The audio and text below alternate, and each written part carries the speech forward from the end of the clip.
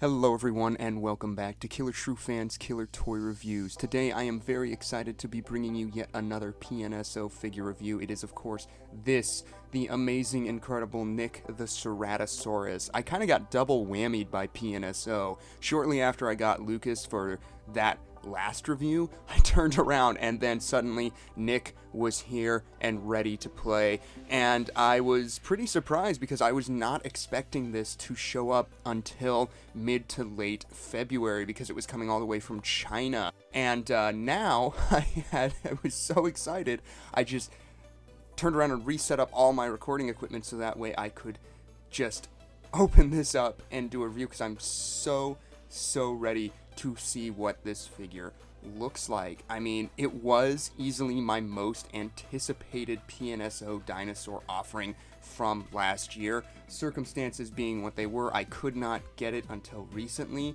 and so I am very glad that it showed up early, and we are going to go ahead and unbox it for you right here and right now on Killer Shrew Fans Killer Toy Reviews.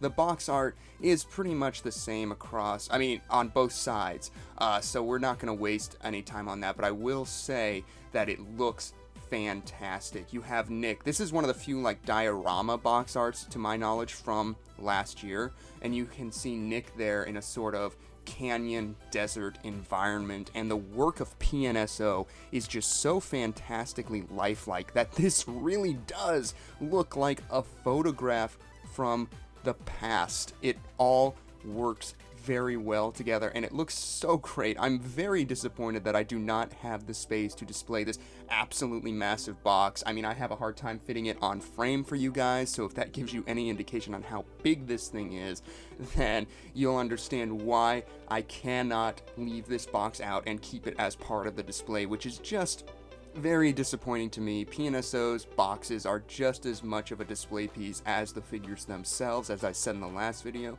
but unfortunately Nick's box will have to go into storage and we'll just have to have Nick out. So let's go ahead and do everyone's favorite part and unbox this big guy. So this front piece here just kind of slides off like a sleeve, leaving us with this sort of plain Jane box, but it's not the box that matters in this scenario, it's what's inside. As always, PNSO scientific little booklet, I'm not sure, there it is. I'm gonna go ahead and flip through that in a minute. We want to get to Nick.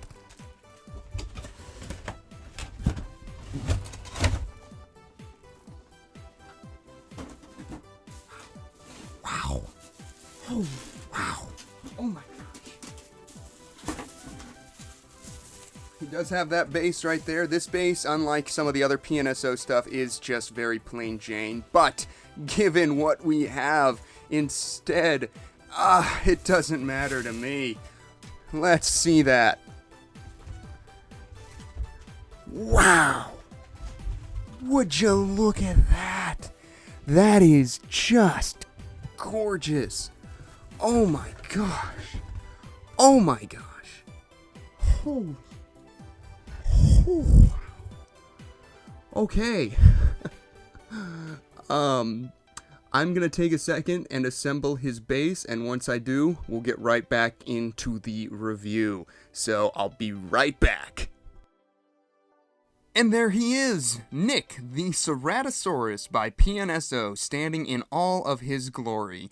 Assembling the base was a simple matter of screwing in those two see-through pegs that you got supporting him there. They honestly don't need to even be screwed in, they just kind of slide in to the openings and fit nice and snug, but I guess screwing it in just gives it an extra layer of support. But yeah, the base, real easy assembly, and it just works to hold this gorgeous, incredible model up, and he looks absolutely fantastic.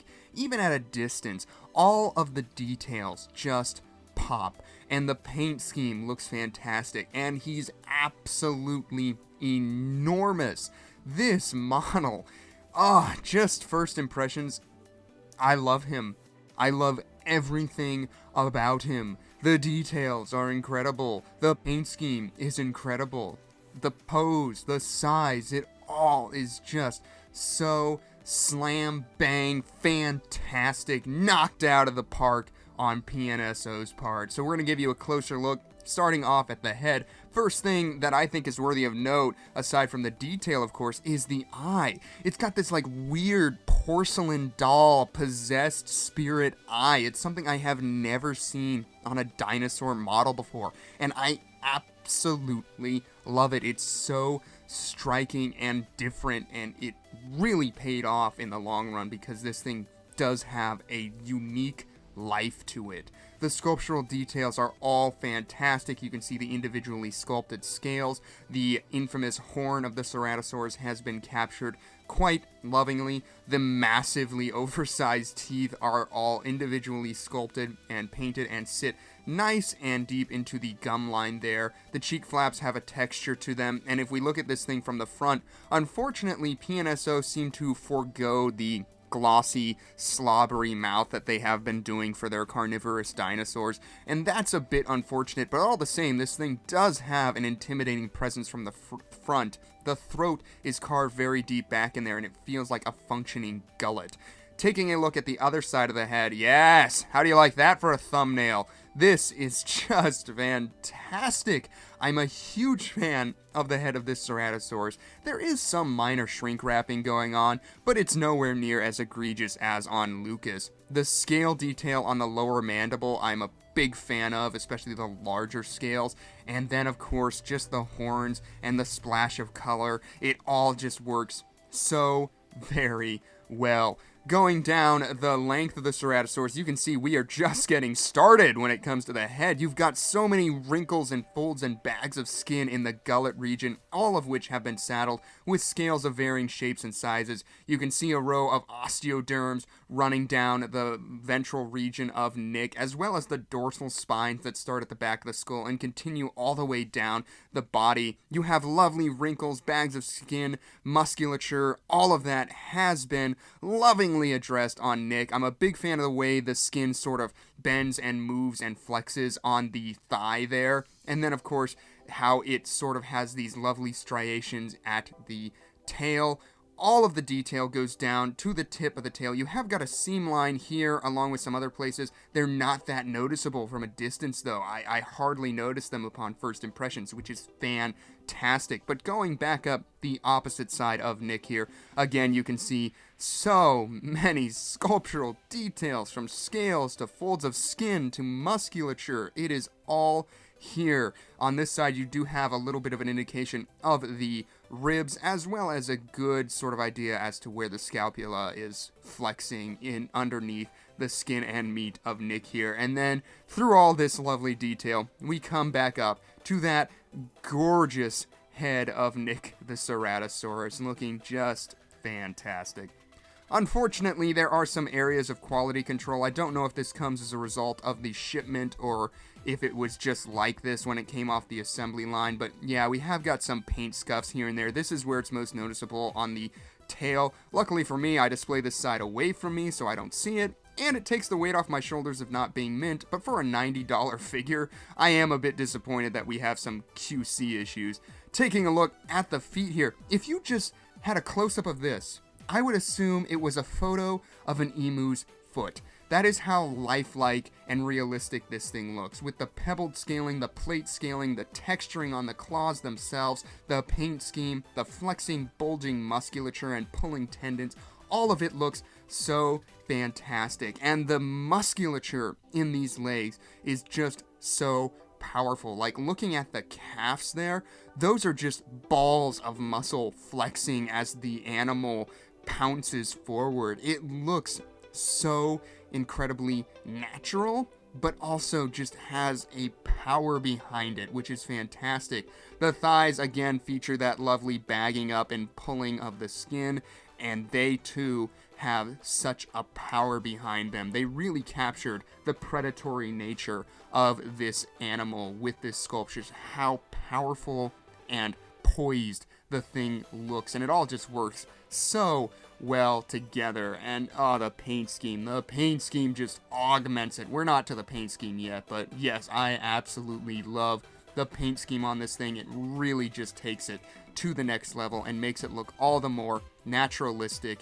and powerful. The arms, again, look very, very robust with some very well sculpted musculature, plate scaling, claws, all of it has been lovingly addressed on this Ceratosaurus. As far as the pose goes, it's a bit extreme for PNSO standards. It's not every day you see a dinosaur that has 1 foot off the ground and as such needs a base to hold it up, but it's not like cartoony or over the top. It's just taking a step forward, arms held at the ready, mouth agape, as it looks like it's actually sizing up an adversary, if you ask me. Like, it's looking up at something, and it's kind of like opening its mouth, taking a big step forward, saying, hey, don't mess with me. And I think it works very, very well. It's something unlike anything I have in my collection, and it looks just fantastic. As far as the paint scheme goes, it's just another level of beautiful work on PNSO's part. It sort of reminds me of the When Dinosaurs Roamed America Ceratosaurus, but done in an even more bold manner. And I just absolutely love that. First off, the Ceratosaurus in When Dinosaurs Roamed America is a fantastic design in and of itself, but it looks like PNSO looked at that and then said, we can do even better. So you've got this sort of like yellow goldish like base tone with fleshier pinkish colors on the underbelly and at the throat region, and then this sort of cheetah / tiger striping going up and down the length of the body, and it just all looks fantastic. But the real champion of this paint scheme is the decision to add that bold splash of color at the top of the head with the horn and the blue having the orange color for the horns and then that sort of blue stripe. It just adds just so much visual flair to this thing and kind of just speaks to this thing being a male. It has this sort of sexual dimorphism feature, like the horns being used for display purposes, which is just fantastic. And of course, they did the same thing they always do. They added like a dust coat to really make this thing look like it's been out in nature, rolling around in dirt, which just makes the detail pop and come alive. You can see it from a distance because it's highlighted by those dusty tones. As far as the size goes, this thing is absolutely massive. It's one of the biggest pieces in my collection, coming in at a whopping 23 or so inches from the curve of the tail to the front of the open jaw. I can't quite get a beat on how many centimeters that is. I apologize for that. But from the base all the way to the highest point, you're looking at just under 12 inches off the ground. Again, I can't quite make out centimeters, sorry, but a massive Ceratosaurus from PNSO. And now for the size comparisons. Buckle up because we got a lot to go through. First off, we're going to start off by bringing in some other Ceratosaurus figures. Here it is next to the PNSO Ceratosaurus, and as you can see, that little figure is absolutely dwarfed by Nick the Ceratosaurus. He looks like he's just lifting his leg to kick that thing away, like, get out of here, I'm the real Ceratosaurus collector's model. Yeah, I'm the one people want, not you. Of course, the PNSO Ceratosaurus is okay, but compared to Nick, not so much. Next up, we're going to go ahead and bring in the Roarivore Ceratosaurus from the Jurassic World line. I guess I don't have a lot of Ceratosaurus models. I'm really kind of scraping the bottom of the barrel when it comes to comparisons. This is an unfair comparison in terms of the quality and everything, but hopefully it'll give you a better idea of the size to expect for Nick. And finally, for Ceratosaurus comparisons, here it is, if I can call it that, next to the Schleich Ceratosaurus. Oh boy, we have certainly come a long way when it comes to making dinosaur models, haven't we? Ooh, yeah, this one looks like Nick's about to just kick it away, like, what is that thing? Get it away from me! Oh, this is embarrassing. Well, if anything, I hope it can give you an idea of the size you can expect for Nick. Absolutely massive. Next up, for a PNSO comparison, here it is next to last week's Lucas the Giganotosaurus. Lucas is dwarfed by this Ceratosaurus. I was kind of expecting, like, before everyone was reviewing these things and, like, showing us these comparisons, I was expecting there to be, like, a similarity in size, but Nick just absolutely crushes Lucas in terms of the overall scale, which is bizarre seeing as Lucas is a Giganotosaurus.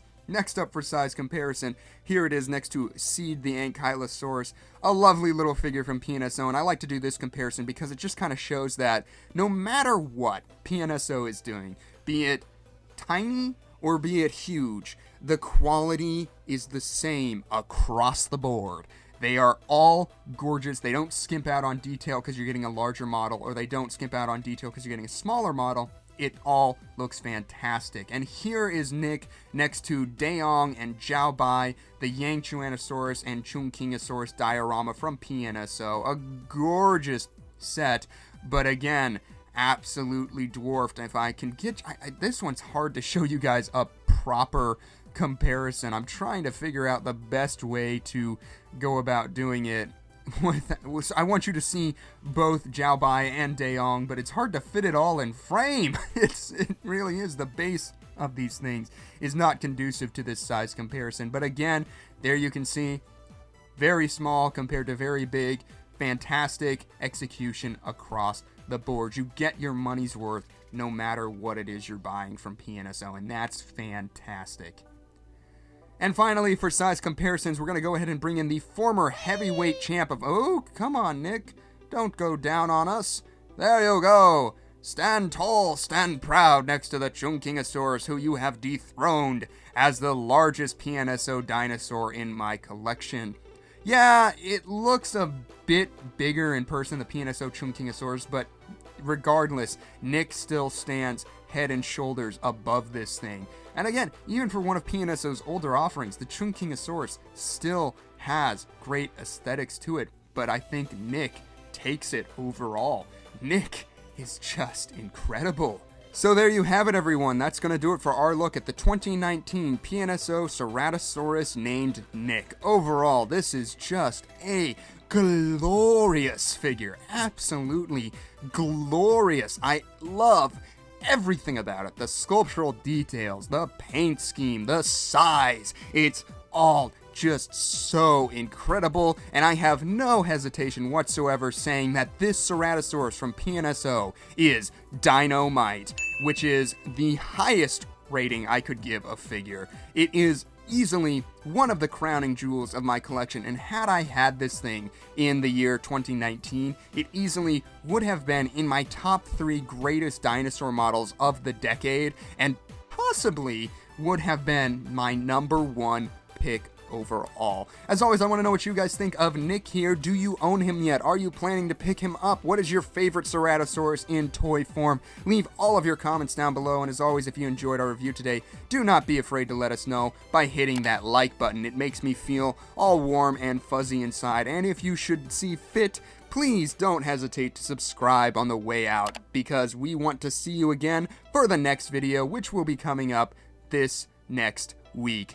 Thanks again for tuning in, and that's going to do it for us today. Killer Shrew Fan, out.